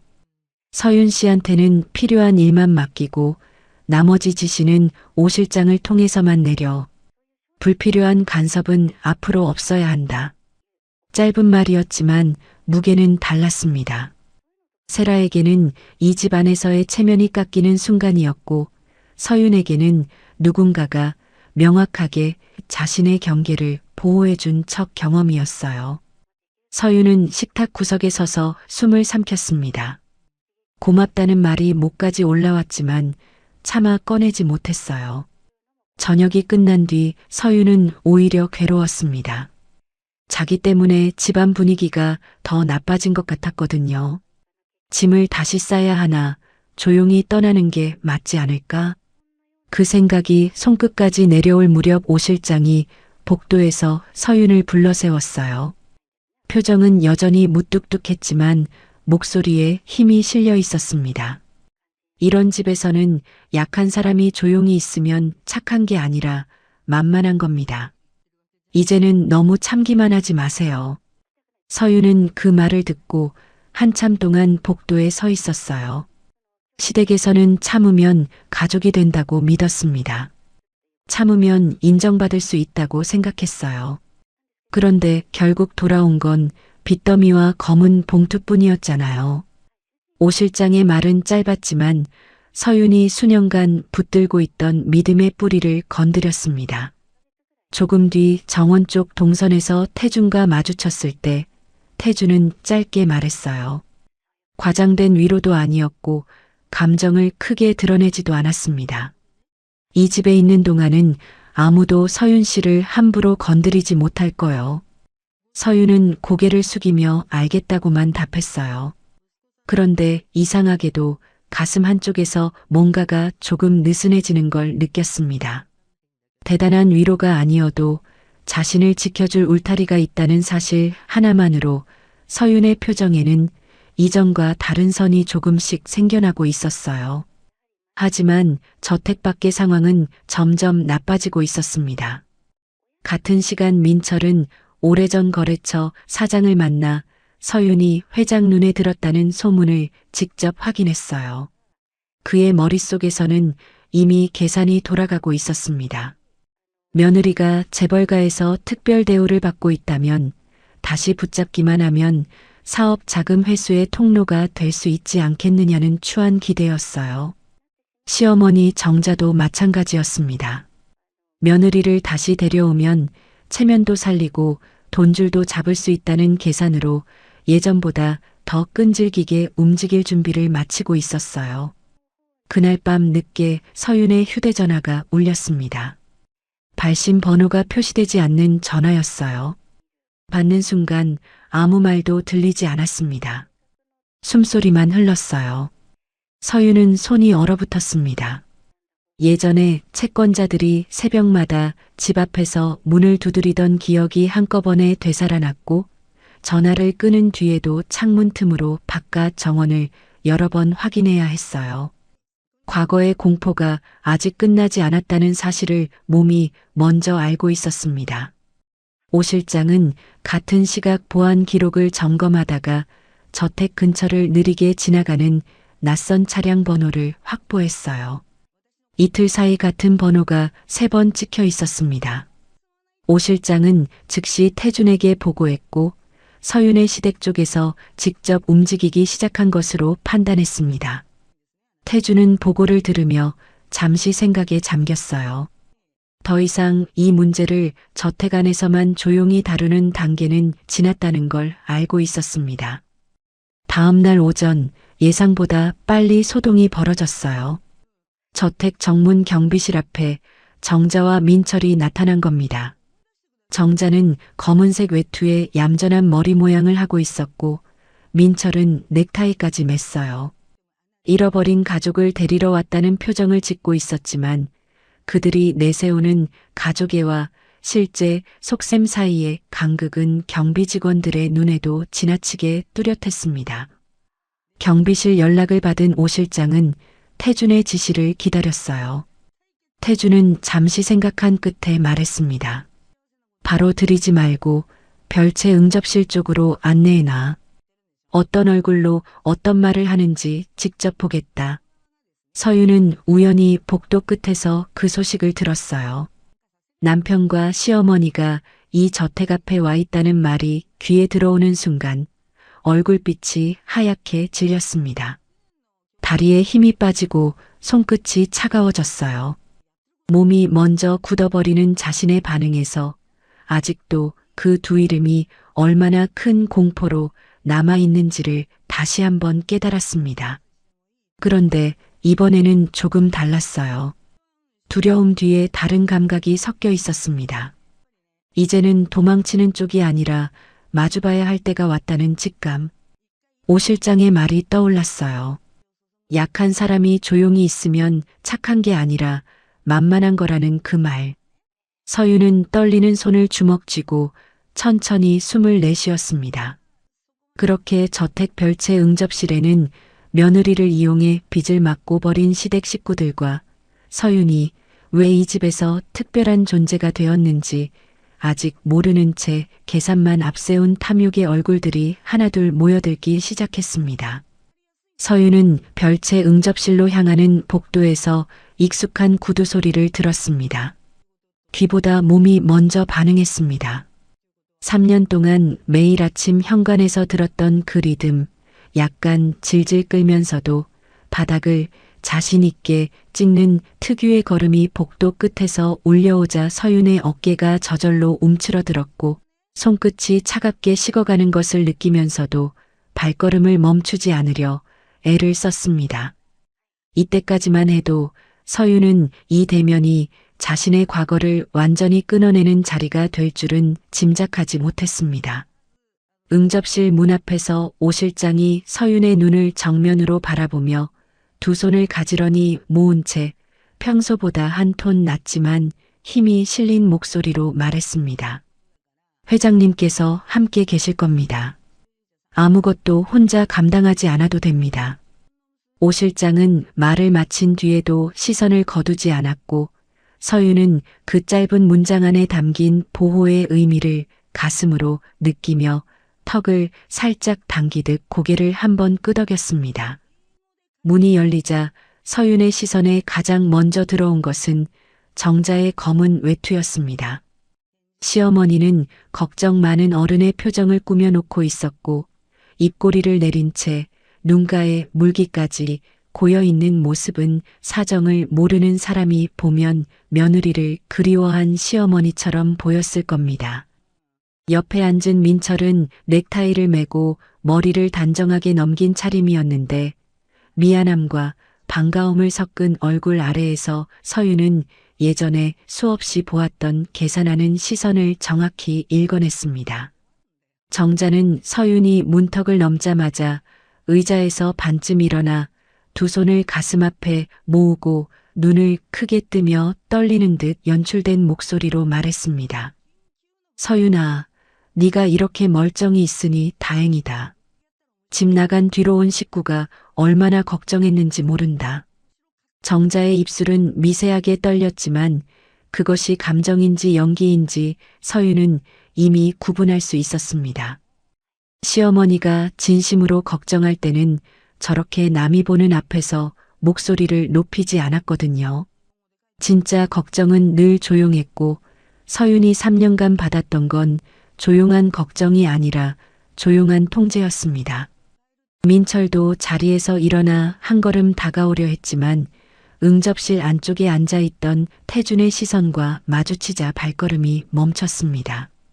태준은 지팡이를 의자 옆에 세워둔 채 등을 기대고 있었고 얼굴에는 분노도 환영도 없이 상황을 끝까지 지켜보겠다는 의지만이 차갑게 깔려 있었습니다. 그 침묵의 무게 앞에서 민철은 본능적으로 태도를 조절했고 아내를 데리러 온 남편 역할에 더 힘을 주며 목소리를 부드럽게 가다듬었습니다. 민철은 서윤을 향해 몸을 살짝 숙이며 눈을 반쯤 내리깔고 입꼬리만 올린 표정으로 말했습니다. 여보, 사업이 어려워지면서 내가 너한테 많이 못해줬어. 오해도 있었고 이제 다시 같이 정리하면 되잖아. 목소리는 부드러웠지만 무엇이 미안한지 어떤 잘못을 했는지는 한마디도 없었습니다. 상황만 봉합하려는 태도는 3년 동안 서윤이 수십 번 겪었던 방식과 정확히 같았습니다.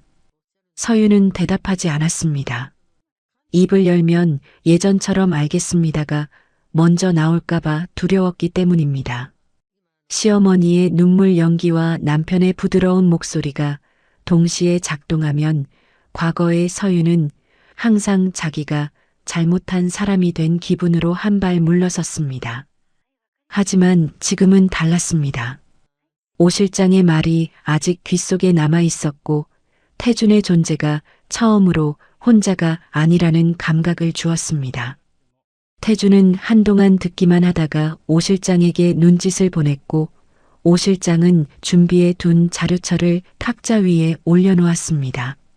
자료철이 펼쳐지는 순간 응접실 안의 공기가 완전히 달라졌습니다. 첫 장에는 서윤 명의로 실행된 대출 목록이 날짜 순으로 정리되어 있었습니다. 신용대출 4건, 카드론 3건, 사채 보증 2건, 거래처 결제용 위임장 3건으로 총 12건이었고 각 접수 시각 옆에 서윤의 병원 간병 기록이 나란히 배치되어 있었습니다. 대출이 실행된 시간에 서윤은 시아버지 병실에서 간병 중이었습니다. 한 사람이 두 곳에 동시에 있을 수는 없었습니다. 민철 얼굴에서 부드러운 표정이 서서히 사라지기 시작했습니다. 아내도 동의한 일이었다고 주장하려 했지만 오 실장이 다음 장을 펼치자 서윤 계좌로 입금된 돈이 당일 혹은 다음 날 곧바로 민철 업체 계좌로 빠져나간 내역이 시간순으로 정리되어 있었고 그 흐름은 여러 달에 걸쳐 반복된 패턴이었습니다. 정자는 가족끼리 살다 보면 서류를 대신 맡을 수도 있지 않느냐며 판을 흐리려 했습니다. 하지만 오 실장이 꺼낸 마지막 자료에는 정자 본인이 보낸 문자 기록이 날짜와 함께 선명하게 찍혀 있었습니다. 며느리한테는 사정 말하지 말고 도장만 받아오라는 내용과 빈 문제는 서윤이 다 쓴 걸로 정리해라는 지시가 고스란히 남아 있었고 그 순간 정자의 얼굴에서 걱정하는 시어머니의 가면이 눈에 보이듯 벗겨지기 시작했습니다. 태주는 자료를 모두 확인한 뒤에야 입을 열었습니다. 지팡이를 오른손에 쥔 채 상체를 천천히 앞으로 기울이며 감정을 최대한 누른 낮고 무거운 목소리로 말했습니다. 한서윤 씨는 당신들이 필요할 때 꺼내 쓰고 필요 없으면 내버리는 물건이 아닙니다. 여기 자료만으로도 이건 가족 간 오해가 아니라 법의 문제입니다. 그 말이 끝나자 짧은 침묵이 내려앉았고 정자의 손이 무릎 위에서 미세하게 떨리는 것이 보였습니다. 민철은 마지막으로 집에 돌아오면 빚을 정리해 주겠다는 제안을 꺼내려 했지만 자료에 드러난 업체 부실 규모와 개인 채무는 그가 누군가를 도울 처지가 아님을 증명하고 있었습니다.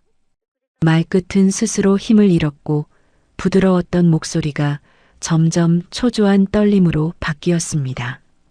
정자도 급히 태도를 바꿔 서윤을 원래부터 아꼈고 잠시 오해가 있었을 뿐이라고 했지만 몇 분 전까지 집 나간 며느리라고 불렀던 사람을 갑자기 소중한 식구로 포장하는 변신은 그 자리에 누구에게도 통하지 않았습니다.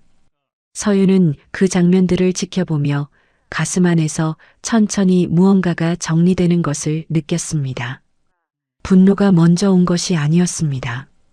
먼저 찾아온 것은 오랫동안 흐릿하게만 느꼈던 사실이 또렷한 문장으로 완성되는 감각이었습니다.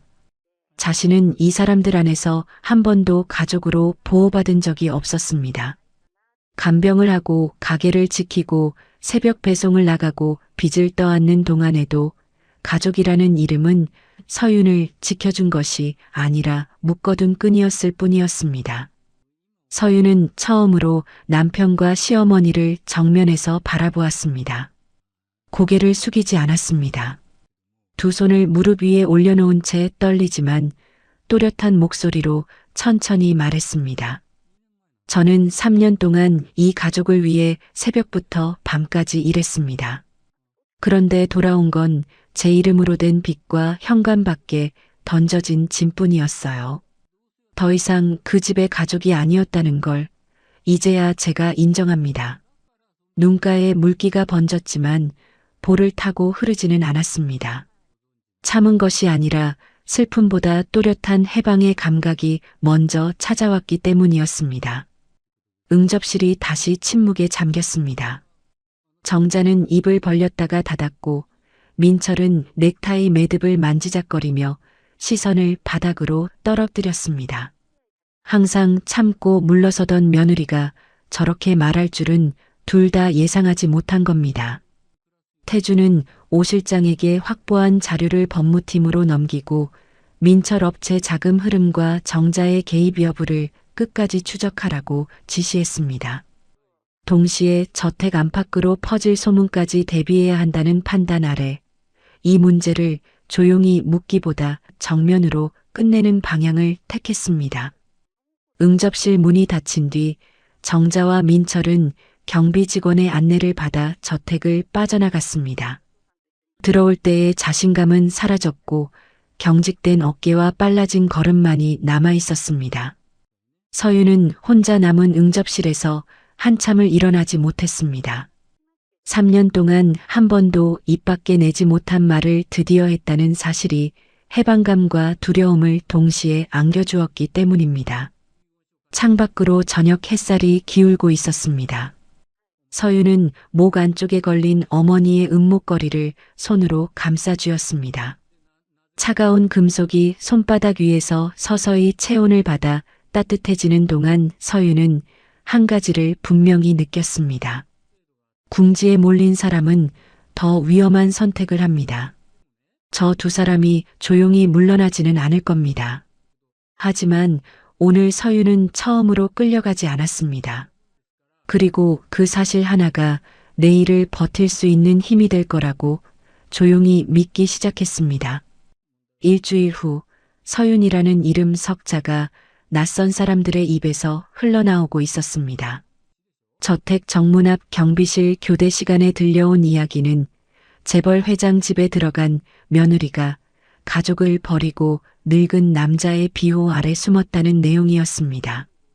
서윤은 복도 창문 너머로 그 대화를 우연히 듣고 숨이 멎는 듯한 감각을 느꼈고 자신의 이름이 진실과 전혀 다른 모양으로 세상에 퍼져나가고 있다는 사실에 손가락 끝부터 저려왔습니다. 소문의 출처는 분명했습니다. 응접실에서 쫓겨나다시피 돌아간 민철과 정자가 저택 밖에서 곧바로 방향을 바꿔 자신들이 피해자인 것처럼 주변에 말을 흘리기 시작한 겁니다. 민철은 거래처 사람들에게 아내가 부자 노인에게 붙어 집을 나갔다는 식으로 이야기를 꾸몄고 정자는 동네 아는 사람들에게 며느리가 원래 돈에 약한 아이였다며 눈물까지 섞어가며 동정을 끌어냈습니다. 세라는 외부에서 흘러든 그 소문들을 가만히 모아두고 있다가 저녁 식사 자리에서 은근히 꺼내 놓았습니다. 세라는 젓가락을 내려놓고 태준의 얼굴을 조심스럽게 살피며 걱정하는 듯 부드럽지만 그 안에 날카로운 의도를 숨긴 목소리로 말했습니다. 아버님, 요즘 바깥에서 이상한 말들이 도는 것 같아서요. 혹시 집안 체면에 문제가 되지는 않을까 걱정됩니다. 세라는 말을 마친 뒤 시선을 접시 위로 떨어뜨렸지만 그 짧은 문장이 겨냥한 곳은 서윤의 존재 자체였습니다. 태주는 대답하지 않았습니다. 숟가락을 천천히 내려놓고 잠시 창밖을 바라보았을 뿐이었는데 그 침묵이 길어질수록 식탁에 앉은 가족들 사이에서는 서윤을 둘러싼 불편한 추측이 소리 없이 커져갔습니다. 누군가는 회장이 나이 들어 판단력이 흐려진 것 아니냐는 눈빛을 보냈고 누군가는 외부인 하나 때문에 집안이 시끄러워지는 상황 자체를 못마땅해 했습니다.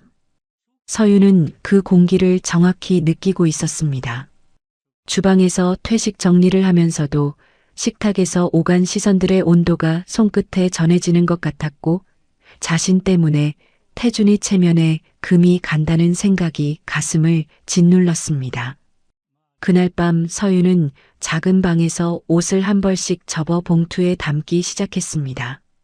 이 집을 조용히 떠나는 편이 모두에게 나을 거라는 판단이었습니다. 손이 움직이는 동안에도 마음 한쪽에서는 또다시 쫓겨나는 자신의 모습이 겹쳐 보였고 시댁 현관 밖에 내던져진 검은 봉투의 기억이 어깨 위로 무겁게 내려앉았습니다. 하지만 봉임이 그 장면을 보았습니다. 봉임은 방문 앞에 서서 접힌 옷가지와 서윤의 굳은 표정을 번갈아 보다가 팔짱을 낀 채 한숨을 한 번 내쉬고는 낮지만 단호한 목소리로 말했습니다. 여기서 도망치면 밖에서 떠드는 사람들 말이 맞는 꼴이 돼요. 그러면 그 사람들이 이긴 거잖아요. 봉임은 말을 마친 뒤 서윤의 눈을 똑바로 쳐다보았고 그 시선 안에는 오랜 세월 이 저택에서 살아남은 사람만이 가진 단단함이 담겨 있었습니다. 서윤은 접던 옷을 무릎 위에 올려놓은 채 한참을 움직이지 못했습니다. 봉임의 말이 맞다는 것을 머리로는 알았지만 자신이 있는 것만으로 누군가에게 피해를 준다는 감각은 3년간 시댁에서 길들여진 것이라 쉽게 벗겨지지 않았습니다. 그래도 이번에는 봉투를 들고 문 밖으로 나가지 않았습니다. 그것만으로도 예전과는 달라진 겁니다. 다음 날 저녁 태주는 오 실장과 법무팀 그리고 가족들을 식사 자리에 모두 불러 모았습니다. 평소와 다른 자리 배치에 사람들의 표정이 긴장으로 굳었고 세라는 무슨 일인지 짐작이 가지 않는다는 얼굴로 의자 끝에 걸터 앉았습니다. 태주는 긴 식탁 끝에 앉아 모두의 시선이 자신에게 모인 것을 확인한 뒤 지팡이를 탁자 옆에 세우고 오래된 목재 상자를 꺼내 놓았습니다. 상자 안에서 나온 것은 낡은 손수건 한 장과 녹슨 반쪽 목걸이, 장식이었습니다. 태주는 그 물건들을 식탁 위에 가지런히 놓고 수십 년 전 장마철 공사 현장에서 자신이 죽을 뻔했던 사고 이야기를 처음으로 가족들 앞에 꺼냈습니다. 차가 뒤집히고 흙더미에 깔린 채 구조를 기다리던 그날, 이름도 모르는 한 여인이 맨손으로 유리를 치우고 사람들을 끌어냈습니다. 피투성이가 된 자신의 이마를 손수건으로 눌러 지혈해 주었고 구조대가 올 때까지 곁을 지켰습니다. 그리고 병원비도 사례도 거절한 채 사라졌습니다. 태주는 그 이야기를 하는 동안 목소리가 조금씩 낮아졌고 평소 감정을 드러내지 않던 노인의 눈가에 붉은 기운이 번지는 것을 가족들은 처음 보았습니다. 태주는 손수건 옆에 놓인 반쪽 장식을 가리키며 서윤이 목에 걸고 다니는 은목걸이와 이것이 정확히 한 쌍이라는 사실을 설명했습니다. 그리고 그 은인의 이름이 윤아였고 윤아의 딸이 바로 한서윤이라는 점을 명확한 증거와 함께 밝혔습니다. 식탁 위의 공기가 완전히 달라졌습니다. 세라는 입을 다물었고 다른 가족들도 침묵 속에서 상황의 무게를 받아들이기 시작했습니다. 태주는 등을 곧게 세우고 식탁에 앉은 모든 사람을 천천히 둘러본 뒤 한 글자씩 힘을 실어 말했습니다. 한서윤 씨는 내 목숨을 구해준 사람의 딸이야. 누구든 앞으로 그 아이를 함부로 입에 올리는 사람은 나를 모욕하는 거로 알겠다. 그 말이 끝나자 식탁 위에는 숟가락 소리조차 사라졌고 세라의 얼굴에서 불만의 빛이 서서히 걷어지는 것이 보였습니다. 공개 선언 직후 오 실장은 이어서 민철과 정자의 불법 대출 개입, 명예 도용, 자금 유용 정황이 법적 절차에 따라 처리 중이라는 사실을 가족들에게 공유했습니다. 서윤이 가족을 버린 여자가 아니라 가족에게 조직적으로 이용당한 피해자라는 점이 객관적 자료로 다시 한번 확인되는 순간이었습니다. 저녁 자리가 끝난 뒤 저택 안의 공기는 눈에 띄게 바뀌었습니다. 적어도 겉으로는 누구도 서윤을 함부로 대하지 못했고 봉임과 직원 몇 명은 서윤에게 처음으로 이름 뒤에 씨를 붙여 부르기 시작했습니다. 보이지 않던 벽이 한꺼번에 무너진 것은 아니었지만 금이 가기 시작한 것은 분명했습니다. 서윤은 그날 밤 작은 방 침대에 앉아 어머니 사진을 바라보았습니다. 어머니의 삶이 이렇게 낯선 방식으로 세상에 드러날 줄은 상상도 못했습니다. 가난한 시장 여인이 남긴 유일한 유품이 재벌가의 식탁 위에서 존중받는 장면은 서윤에게 안도와 함께 무거운 과제를 남겼습니다. 이제는 더 이상 누구의 명의도 누구의 희생양도 아닌 이름으로 살아야 한다는 사실이 그 어느 때보다 선명하게 다가왔거든요. 오 실장은 늦은 밤 태준에게 마지막 보고를 올렸습니다. 오 실장은 자료를 탁자 위에 내려놓으며 입술을 한번 다문 뒤 조심스럽지만 확신이 담긴 목소리로 말했습니다. 박민철 쪽에서 사업체 통장 압류 소식을 들은 모양입니다. 조용히 물러날 사람들이 아닙니다. 한서윤 씨에게 직접 접근할 가능성을 대비해야 합니다. 태주는 고개를 끄덕이며 더 이상 기다리지 말고 선제적으로 움직이라고 지시했습니다. 같은 시각 서윤은 어머니 사진 위에 손을 얹은 채 눈을 감고 있었습니다. 저택 안에서는 진실이 정리되고 있었지만 밖에서는 더 궁지에 몰린 사람들이 마지막 무리수를 준비하고 있다는 사실을 그녀는 아직 모르고 있었습니다. 태준이 가족 앞에서 진실을 공개한 뒤로 일주일이 흘렀습니다. 그 사이 민철의 업체 계좌 일부에 압류 절차가 들어갔고 거래처들이 하나둘 등을 돌리기 시작했습니다. 궁지에 몰린 민철이 마지막 수단으로 서윤에게 직접 접근하리라는 것은 오 실장도 예상하고 있었습니다. 그날 오후 정기 검진을 마치고 병원 로비를 나서는 순간 서윤의 코끝에 익숙한 냄새가 스쳤습니다. 값싼 면도 후 로션에 담배 연기가 섞인 그 냄새는 3년 동안 매일 아침 맡았던 남편의 채취였고 머리보다 몸이 먼저 알아챈 그 감각에 서윤의 다리가 한 박자 늦게 멈췄습니다. 고개를 돌리자 병원 건물 기둥 옆에 민철이 서 있었습니다. 민철은 예전과 달리 넥타이도 매지 않은 구겨진 셔츠 차림이었고 눈 밑에는 며칠째 제대로 자지 못한 사람 특유의 그늘이 짙게 내려앉아 있었습니다. 하지만 서윤에게 다가오는 걸음에는 아직도 자신이 이 상황을 통제할 수 있다고 믿는 사람의 태도가 남아 있었습니다. 민철은 양손을 주머니에 넣은 채 반보 정도 거리를 두고 멈춰서며 미안함을 가장한 낮은 목소리로 말했습니다. 여보, 나도 이렇게까지 될 줄은 몰랐어. 우리 둘이 조용히 정리하면 아직 늦지 않았잖아. 입꼬리를 살짝 올린 그 표정은 3년 전 처음 서류를 내밀 때와 놀라울 만큼 닮아 있었고 서윤은 그 익숙한 부드러움 뒤에 숨은 계산의 냄새를 이제는 정확히 구분할 수 있었습니다. 서윤은 대답하지 않았습니다. 입을 열면 예전처럼 알겠다는 말이 먼저 나올까봐 두려운 것이 아니라 이 사람에게 더 이상 건네줄 말 자체가 남아있지 않다는 사실을 깨달았기 때문입니다. 대신 반 걸음 뒤로 물러서며 병원 출입구 쪽으로 시선을 돌렸고 그 작은 움직임 하나에 민철의 표정이 미세하게 굳어졌습니다. 민철은 회유가 통하지 않는다는 것을 감지하자 목소리의 톤을 바꾸기 시작했습니다. 민철은 주머니에서 손을 빼 팔짱을 끼며 부드러움이 거치고 날카로운 기운이 올라온 목소리로 말했습니다. 그 집 회장이 뭘 해줬는지 모르겠지만 세상이 다 내 편일 거라고 착각하지 마. 나한테 불리한 말 계속하면 너도 편하지 않을 거야. 그의 눈빛에는 아내를 걱정하는 남편의 흔적은 전혀 없었고 오히려 자기 앞에서 벗어나려는 소유물을 다시 붙잡으려는 집착만이 차갑게 빛났습니다. 서윤의 심장이 빠르게 뛰기 시작했습니다. 예전이라면 이 순간 손끝이 마비되고 시야가 좁아지면서 아무 말도 못한 채 고개를 숙였을 겁니다.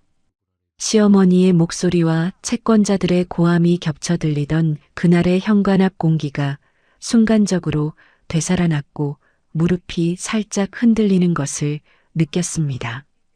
하지만 서윤은 무릎을 꺾지 않았습니다. 이 사람이 무섭기는 했지만 무서운 것과 끌려가는 것은 다르다는 사실을 이제는 알고 있었거든요. 그 순간 서윤의 뒤쪽에서 저택 차량 한 대가 조용히 멈춰섰고 차 안에서 보안 직원 2명이 내렸습니다. 오 실장은 서윤이 매주 병원 검진을 위해 외부에 나가는 동선에서 이상 접근이 있을 가능성을 미리 예상해 차량과 인력을 배치해 둔 상태였습니다. 민철은 양복 차림의 경호 인력이 나타나자 발걸음을 멈췄고 자신이 생각한 것처럼 아내와 단둘이 조용히 해결할 수 있는 상황이 아니라는 현실을 그제야 몸으로 느꼈습니다. 서윤은 보안 직원의 안내를 받아 병원 안쪽 회의실로 먼저 들어갔고 민철과는 별도 공간에서 법무팀이 배석한 상태로 대면이 진행되었습니다. 법무팀 담당자는 민철에게 이미 확보된 명의 도용 증거와 문자 협박 기록, 그리고 오늘 병원 앞 접근까지 추가된 상황을 차분하게 나열한 뒤인 접근 금지 조치와 추가 고발이 가능하다는 점을 분명히 전달했습니다. 사업체 부실 문제와 별도로 배우자 명의를 도용해 빚을 전가한 행위 자체가 형사 절차로 이어질 수 있다는 말에 민철의 얼굴이 처음으로 창백해졌습니다. 이때 병원 복도 끝에서 정자의 목소리가 들려왔습니다. 시어머니는 아들보다 한 발 늦게 도착해 회의실 앞까지 왔고 경비에게 막히자 복도에서 크게 소리를 질렀습니다. 정자는 두 손으로 가방 끈을 움켜쥔 채 눈물을 글썽이며 떨리는 목소리로 외쳤습니다. 며느리 하나 때문에 우리 집안이 이렇게 되는 거야? 서윤아, 네가 이러면 안 되는 거잖아. 그 울먹이는 연기는 예전이라면 서윤의 가슴을 짓누르기에 충분했을 겁니다. 시어머니가 울면 자기가 잘못한 것 같은 기분이 반사적으로 올라오던 시절이 있었으니까요. 하지만 서윤은 회의실 안에서 그 소리를 들으며 가슴이 조이는 대신 이상하리만큼 선명한 생각 하나가 떠올랐습니다. 저 눈물은 자신을 걱정하는 눈물이 아니라 상황이 불리해지자 꺼내든 마지막 도구라는 사실을 이제는 의심 없이 알고 있었습니다.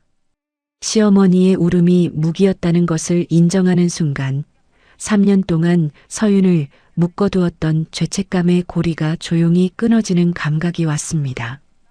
법무팀의 통보가 끝난 뒤 민철은 아무런 성과 없이 병원을 떠났고 정자는 복도에서 경비 직원에게 안내를 받아 바깥으로 나갔습니다. 두 사람이 사라진 뒤에도 서윤은 회의실 의자에 앉은 채 한참을 움직이지 못했습니다. 심장은 여전히 빠르게 뛰고 있었지만 예전처럼 공포에 잡아먹히는 느낌이 아니라 격한 운동을 끝낸 뒤의 떨림에 가까웠습니다. 잠시 뒤 태준에게서 연락을 받고 도착한 오 실장이 회의실 문을 열었고 서윤의 얼굴을 확인한 뒤 물 한 잔을 건네며 낮은 목소리로 말했습니다. 잘 버텼습니다. 이제 저쪽에서 더 이상 가까이 올 수 없게 법적으로 막아놓겠습니다. 오 실장은 말을 마치고 고개를 한번 끄덕였는데 그 짧은 인사 안에는 사무적인 보고 이상의 온기가 묻어 있었습니다. 저택으로 돌아오는 차 안에서 서윤은 창밖을 바라보며 방금 일어난 일을 천천히 되짚었습니다. 무서웠습니다. 하지만 도망치지 않았습니다. 누군가가 막아준 덕분이기도 했지만 그보다 더 큰 변화는 자신 안에서 일어나고 있었습니다. 자신이 무엇을 당했는지, 무엇을 더 이상 받아들이지 않을 것인지를 분명히 아는 상태로 그 자리에 서 있었다는 사실이 3년간의 침묵과 복종으로는 결코 도달할 수 없었던 자리에 자신을 데려다 놓았습니다. 저택에 도착한 뒤 태주는 서재에서 서윤을 잠시 불렀습니다. 태주는 지팡이를 옆에 세워두고 의자에 앉은 채 서윤의 얼굴을 조용히 살피더니 평소보다 조금 부드러워진 목소리로 말했습니다. 오늘 일을 두려움으로만 남기지 마세요. 다시 마주쳐도 끌려가지 않았다는 것, 그게 증거입니다. 태주는 말을 마치고 창밖으로 시선을 돌렸고 서윤은 그 짧은 문장이 위로가 아니라 확인이라는 것을 알았습니다. 자신이 서 있는 자리를 스스로 느끼게 해주는 방식이었습니다. 그날 밤 서윤은 작은 방에서 어머니 사진과 목걸이를 나란히 놓고 한참을 바라보았습니다. 어머니가 비 오는 날 낯선 사람을 구하고도 아무런 대가를 바라지 않았던 것처럼 자신도 지금까지 살아남은 것 자체가 어머니에게서 물려받은 버팀의 연장선일 수 있다는 생각에 처음으로 무겁지 않게 다가왔습니다. 그 감정은 더 이상 피해자의 서러움이 아니라 삶을 되찾겠다는 의지의 첫 번째 형태였습니다. 같은 시각 태주는 서재에서 오 실장에게 법적 절차를 끝까지 진행하되 서윤이 앞으로 어떤 삶을 선택하든 경제적으로 스스로 설 수 있는 현실적인 방안을 함께 준비하라고 지시했습니다. 반찬가게 운영 경험과 조리 능력, 오래 가까운 생활력을 고려해 그녀에게 맞는 출발점을 조용히 검토하기 시작한 겁니다. 이때까지만 해도 서윤은 자신의 손으로 다시 가게 문을 열게 될 줄은 알지 못했습니다. 병원 앞에 마지막 대면은 민철과 정자에게는 더 이상 며느리를 건드릴 수 없다는 최종 경고가 되었고 서윤에게는 과거가 여전히 무섭더라도 이제는 끌려가지 않을 수 있다는 첫 번째 실전 증명이 되었습니다. 그리고 저택 안 작은 방 침대 위에 놓인 어머니의 은목걸이는 그날 밤 이전보다 조금 더 밝은 빛을 품고 있는 것처럼 보였습니다. 한 달 사이에 많은 것이 바뀌었습니다. 민철의 업체는 거래처들이 줄줄이 등을 돌리고 세무조사까지 겹치면서 사실상 문을 닫았고 서윤 명의로 만들어진 대출과 보증은 법무팀이 한 건씩 정리하는 중이었습니다. 형사 고발도 이미 접수된 상태였습니다. 정자는 동네에서 며느리를 이용하다 버린 시어머니라는 소문이 퍼지면서 대문 밖 출입조차 줄였습니다. 서윤을 현관 밖으로 내던지던 사람들이 결국 자기들이 만든 문제 속에 갇혀버린 것입니다. 저택 안의 분위기도 달라져 있었습니다. 태준이 가족들 앞에서 윤아의 존재와 서윤의 정체를 밝힌 뒤로 적어도 겉으로는 누구도 서윤을 함부로 대하지 못했습니다. 세라는 속마음을 완전히 거두지 못했지만 공개적으로 깎아내린 근거를 잃었고 봉임과 직원들은 서윤에게 존칭을 섞어 부르기 시작했습니다. 하지만 서윤은 그 울타리 안에 계속 머무를 생각이 없었습니다. 태준이 여러 방식으로 저택에서 편히 지내도 된다는 뜻을 내비쳤지만 서윤은 남은 삶을 누군가의 은혜 안에서만 보내고 싶지 않았거든요. 어머니 윤아는 사람을 구하고도 이름을 남기지 않았고 사례를 거절한 채 스스로 번 돈으로 딸을 키웠습니다. 서윤은 그 방식을 물려받고 싶었습니다. 어느 오후 서윤은 서재 문 앞에서 한참을 망설이다 조심스럽게 문을 두드렸습니다.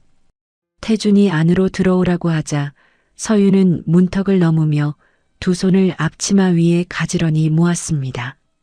입술이 바짝 말라 있었고 목소리가 나오기까지 몇 초가 걸렸습니다.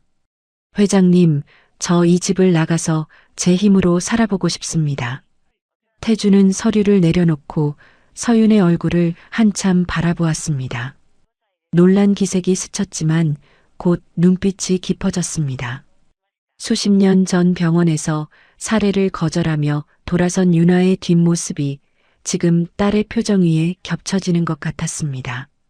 태주는 지팡이를 천천히 세우며 낮고 느린 목소리로 대답했습니다.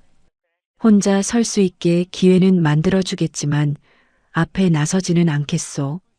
그게 어머니가 원했을 방식일 거요. 서윤은 고개를 깊이 숙였습니다. 목 안쪽이 뜨거워졌지만 울지 않았습니다. 이 사람 앞에서 울면 떠나겠다는 결심이 흔들릴 것 같았거든요. 그날부터 오 실장과 봉임은 서윤의 반찬가게 경력과 조리 경험을 바탕으로 운영 계획을 검토하기 시작했습니다.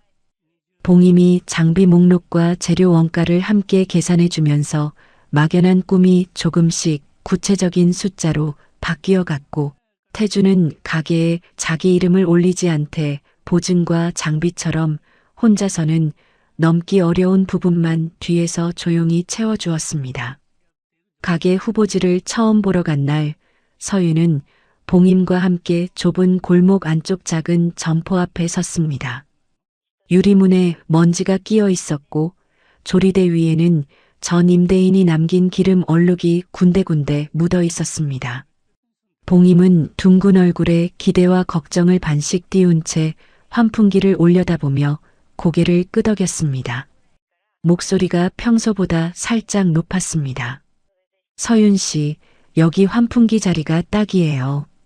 반찬 냄새가 골목까지 퍼지면 그게 제일 좋은 간판이거든요. 서윤은 빈 조리대에 손을 올려보았습니다. 차가운 금속이 손바닥에 닿는 순간 시어머니 부엌에서 남의 국을 데우던 새벽이 아니라 자기 음식을 자기 이름으로 파는 장면이 머릿속에 처음 떠올랐습니다. 눈가가 뜨거워졌지만 울음은 아니었습니다. 오랫동안 잠들어 있던 감각이 깨어나는 떨림이었습니다. 준비가 한창이던 어느 저녁, 서윤은 어머니의 낡은 수첩을 정리하다가 마지막 페이지 사이에 끼워진 메모 한 장을 발견했습니다. 누렇게 바랜 종이 위에 서툰 연필 글씨가 적혀 있었습니다. 사람을 돕는 마음은 지키되 내 삶까지 남에게 내주지는 말아라. 서윤은 그 한 줄을 몇 번이고 읽었습니다. 3년간 시댁의 삶을 통째로 내준 자신에게, 그리고 지금 다시 일어서려는 자신에게 어머니가 건네는 마지막 당부처럼 느껴져 한참 동안 수첩을 덮지 못했습니다. 저택을 떠나기 전날 저녁, 서윤은 마당에서 태준과 마주 섰습니다. 태준은 지팡이를 짚은 채 소나무를 바라보다가 서윤의 발소리에 천천히 고개를 돌렸습니다. 깊은 주름 사이로 오래 참아온 사람의 안도가 번지고 있었고 목소리는 낮고 느렸습니다. 서윤 씨, 윤아 씨가 살아계셨다면 내일 가게 앞에 제일 먼저 오셨을 거요. 서윤은 입술을 꽉 다물었습니다. 목 안쪽이 뜨거워져 바로 말이 나오지 않았습니다. 몇 초 뒤 고개를 들었고 눈에 물기가 고여 있었지만 표정은 차분하고 단단했습니다. 회장님, 어머니가 남기신 것 덕분에 여기까지 올 수 있었습니다. 감사드립니다. 태주는 말없이 고개를 한번 끄덕였습니다. 수십 년 전 이름도 남기지 않고 사라진 은인에게 끝내 감사를 전하지 못한 채 살아왔지만 그 딸이 무너진 자리에서 다시 일어서는 모습을 지켜보는 일 자체가 늦게 도착한 감사의 한 조각이 될 수 있다는 믿음이 그 짧은 동작 안에 담겨 있었습니다. 다음 날 아침 서윤은 단정하게 정리한 가방 하나를 들고 저택 현관에 섰습니다. 처음 이 집에 들어왔을 때는 검은 비닐봉투 하나가 전부였습니다. 봉투 속에는 구겨진 옷가지와 깨진 액자, 어머니 사진이 뒤섞여 있었고 서윤의 어깨는 세상 어디에도 기댈 곳이 없는 사람의 무게로 처져 있었습니다. 지금 손에 들린 가방은 작았지만 자기 의지로 싼 짐이었고 그 차이가 지난 시간 동안 변한 자신을 말해주고 있었습니다. 오 실장이 현관 앞에 서서 서윤에게 작은 봉투 하나를 건넸습니다. 안에는 가게 임대 계약서, 최종본과 주치의가 정리해준 건강관리 안내가 들어있었습니다. 오 실장은 평소처럼 표정을 크게 바꾸지 않았지만 봉투를 건네는 손이 평소보다 조금 느렸고 고개를 숙이며 짧게 한마디를 덧붙였습니다. 건강 잘 챙기시라고요. 봉임은 주방 입구에 서서 서윤이 돌아볼 때 손을 한번 들어 보였습니다. 말은 하지 않았지만 눈이 붉었습니다. 복도를 지나 현관 쪽으로 걸어가는데 모퉁이에서 세라와 마주쳤습니다. 세라는 걸음을 멈추고 서윤을 바라보았습니다. 예전의 날카로운 시선은 아니었습니다. 무언가를 말하려다 입술을 한번 다물었고 짧은 침묵 끝에 낮은 목소리로 두 글자를 꺼냈습니다. 수고했어요. 서윤은 살짝 놀란 채 고개를 숙여 인사했습니다. 완전한 화해는 아니었지만 그 짧은 한마디 안에 최소한의 인정이 스쳐 지나갔습니다. 철문이 열리고 서윤이 밖으로 나서는 동안 서재 창가에서 태준이 내려다보고 있었습니다. 지팡이를 옆에 세워두고 가죽 상자 속 반쪽 목걸이를 손에 쥔 채 점점 작아지는 서윤의 뒷모습을 한참 바라보았습니다. 옆에 서 있던 오 실장이 조용히 물었습니다. 보내셔도 괜찮으시겠습니까? 태준은 창밖에서 시선을 거두지 않은 채 낮게 대답했습니다. 그 아이는 혼자서도 잘할 거요. 은인의 딸이니까. 개업 당일 새벽 4시 반 서윤은 가게 셔터를 올렸습니다. 철제 셔터가 위로 말려 올라가며 날카로운 소리를 냈고 그 소리가 골목 전체에 울리는 동안 손바닥에는 차가운 금속 감촉이 오래도록 남았습니다. 형광등이 깜빡이다 환하게 켜졌고 빈 진열대와 새 앞치마가 걸린 벽이 한꺼번에 눈에 들어왔습니다. 서윤은 손을 씻고 앞치마를 묶었습니다. 수천 번 했던 동작이었지만 오늘의 매듭은 달랐습니다. 자기 가게를 위해 자기 이름을 위해 묶는 매듭이었습니다. 아침 9시쯤 복순이 떡 한 보따리를 들고 문 앞에 나타났습니다. 코끝이 빨갛게 물든 채 씩 웃었고 목소리가 약간 갈라져 있었습니다. 한서윤, 네가 가게를 차리다니. 내가 다 떨린다. 서윤은 떡을 받아들며 웃었습니다. 입꼬리가 올라가는데 눈에서 물기가 번지는 얼굴이었습니다. 언니가 그날 밤 전화 안 받았으면 나 여기 없었어요. 복수는 손사래를 쳤지만 눈시울이 붉어진 것을 감추지 못했습니다. 봉임도 잠시 들러 진열대 정렬을 도왔고 직원 몇 명이 조용히 축하 인사를 건넸습니다. 태주는 직접 오지 않았습니다. 대신 가게에서 한 블록 떨어진 골목 안쪽에 차를 세우고 오 실장을 통해 상황만 확인했습니다. 오 실장이 돌아와 짧게 보고했습니다. 차분한 표정이었지만 입꼬리가 아주 조금 올라가 있었습니다. 회장님, 첫 손님이 다녀갔습니다. 태주는 고개를 끄덕이며 차창 너머로 가게 쪽을 바라보았습니다. 유나가 살아있었다면 딸이 이렇게 다시 서는 모습을 얼마나 자랑스러워했을까. 그 생각이 지나가는 동안 수십 년 묵은 무거운 짐 하나가 그의 어깨에서 천천히 내려앉는 것이 느껴졌습니다. 자신이 겨우 조금 늦게 도착한 보답을 했을 뿐이라는 겸허한 감정 속에서 오래 묵혀있던 죄책감 하나를 조용히 내려놓았습니다. 오후 햇살이 유리문을 비추고 있었습니다. 서윤의 목에는 어머니가 남긴 은목걸이가 걸려 있었는데 오늘은 옷깃 안에 숨기지 않았습니다. 작은 장식이 햇빛을 받아 반짝였고 그것은 불행의 흔적이 아니라 버텨낸 사람의 증표처럼 보였습니다. 저녁이 되어 서윤은 셔터를 반쯤 내리고 판매량을 정리했습니다. 남은 용기를 하나씩 닦으며 시어머니 부엌에서 찬밥을 서서 먹던 새벽과 지금 이 순간의 거리를 가만히 헤아렸습니다. 온몸이 피곤했지만 그것은 누군가에게 소모당한 피로가 아니라 스스로 세운 하루를 마감하는 사람의 건강한 피곤함이었습니다. 서윤은 문을 잠그기 전 선반 위 어머니 사진 앞에 멈춰 섰습니다. 사진 속 유나는 젊은 얼굴로 웃고 있었습니다. 서윤은 떨리지 않는 목소리로 말했습니다.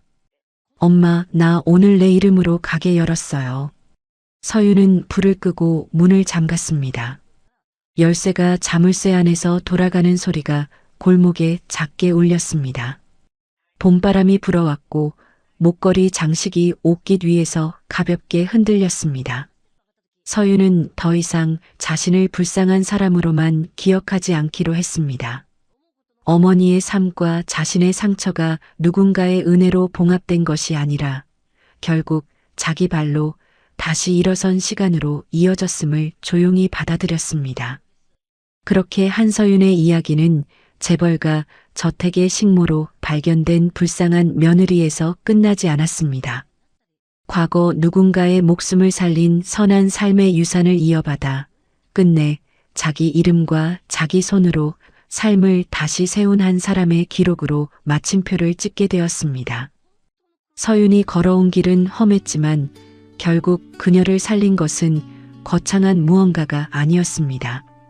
비오는 밤에 이름도 남기지 않고 사람을 구한 어머니의 조용한 선해, 그것이 수십 년이 지나 딸의 무너진 삶 위에 다시 내려앉은 것뿐이었습니다. 좋은 일은 사라지지 않고 언젠가 돌아옵니다. 그 믿음이 오늘 힘든 하루를 보내고 계신 분들께 작은 위로가 되었으면 좋겠습니다. 구독과 좋아요로 응원해 주시면 더 좋은 이야기로 찾아뵙겠습니다. 언제나 건강하시고 행복하세요. 이야기 꽃피다였습니다. 감사합니다.